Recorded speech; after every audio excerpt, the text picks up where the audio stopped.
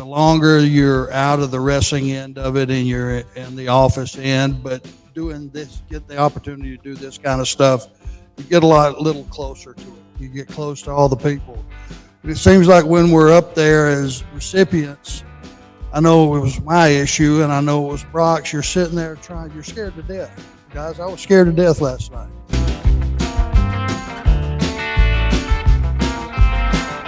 Welcome to Stories with Brisco and Bradshaw. Shut up, I'm Bradshaw. That would be your Chickasaw native, your Chickasaw Hall of Famer, Oklahoma's favorite son, for whatever that's worth, Mr. Gerald Brisco. Well, thank you, JB. What a pleasure it is. Wait a minute. I hadn't introduced Arn. He's our guest. Me? Yeah, but you're not supposed to talk yet. Okay, thank you. How long you been doing this? A Hall of Famers, Hall of Fame, Mr. Arn Anderson, one of the greatest workers of all time. Thank you. One of the greatest guys of all time, and an agent that I love dearly, a person I love dearly, Mr. Arn Anderson.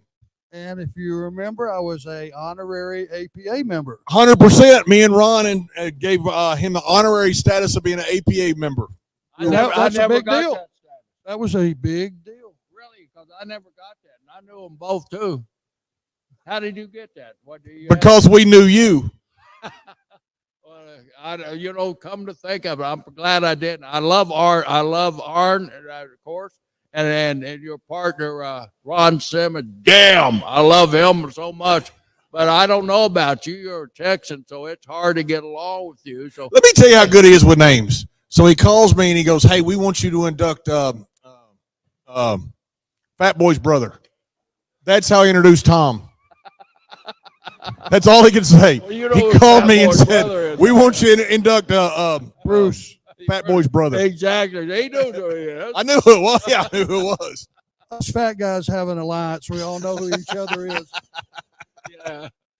So anyway, Arn, man, it's great to have you here, and congratulations, man. Last night, Brock, your son, you had your family here, and you got inducted to the Tragus Hall of Fame here in Waterloo, Iowa, the Dan Gable Museum. What a museum they got here. Wrestling history everywhere you look. And last night we honored Pat O'Connor. Who remembered Pat O'Connor out there?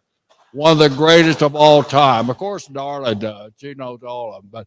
But Pat O'Connor from New Zealand. And, Pat, I think Tony Gurria stole part of Pat's hair back in the sheep days. We had Tony Gurria here, the guy with the walking hair piece, and JBL claims he gets up every morning and irons it because he's getting a little follically challenged too.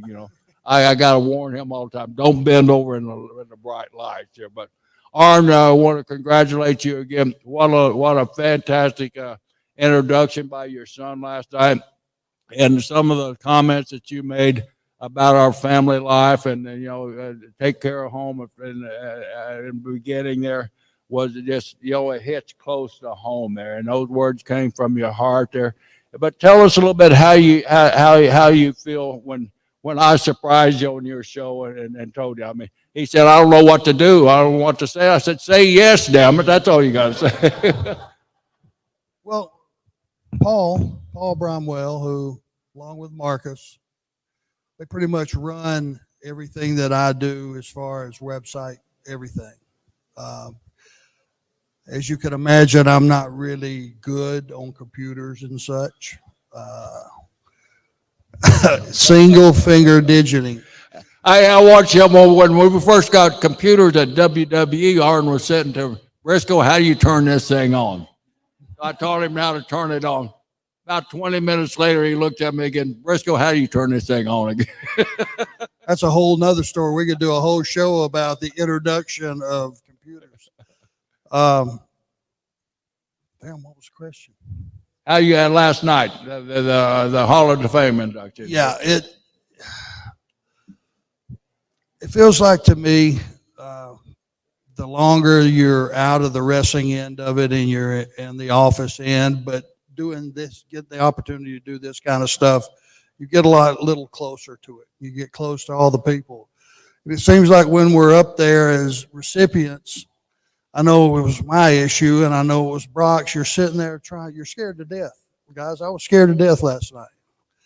Brock did, I think, a phenomenal job for the experience that he has around this business. But he was brought up the right way to respect it and love it. It gave us everything we have on this earth. And you guys were a big part of that. But there was one part that always seemed like, not by design, but just because it turns out that way, the most important part of this entire group of wrestling-related people, talent, production, fans, everybody, is the wives. They do everything. And they never get the proper due. You know, those of us that have been married for 39 years, 44, and the biggest overachievement of all, You skipped over JBL. Mr. Bradshaw and his lovely missus. How long? How many years? 20 years. In this business, there's not a lot of us, so we could probably put them in one small cab, the number of guys that have been married. Yeah, over 20 years. So I just wanted to make sure that the ladies and the wives and the long-term girlfriends and the children got their due. Was the second goal, besides thanking everyone involved with this great event and having me here. So I appreciate it. Thank you. Mr. Brisco was supposed to be a groomsman in my wedding, and he called me the night before, and he said, my son made the state wrestling tournament. I can't make it. I'm sorry. I said, well, Mr. Brisco, that's much more important. And he goes, I promise I'll come to your next wedding. We were all betting on that. I mean, John one like he married above his raising there, so we're happy for him, and he turned into a good man because he had a good woman there, and we appreciate Meredith for changing whatever she could do to John. But they send me Christmas cards, and the last Christmas card I got, I think he got to her a little bit because they're standing out in front of their Wall Street mansion, 5-story house, and 15 people waiting on them, and they're dressed like cowboys. Meredith's a New York girl, and John's got her wearing a cowboy hat, Arn. A cowboy hat, a damn Wall Street guru. The Oracle of Wall Street is wearing a cowboy hat now because she's married to a damn Texan, Arn. Do you think any of those Wall Street types, when they walk past JBL on whatever street it is in New York, have any idea the bullet they just dodged? This man is criminal. Speaking of wives, when Mr. Brisco had a stroke a few years ago, I called his lovely wife, Barbara, and I said, Barbara, how is Mr. Brisco? She said, oh, my goodness, and he's slurring his words. He doesn't know where he is. I said, that's Friday afternoon.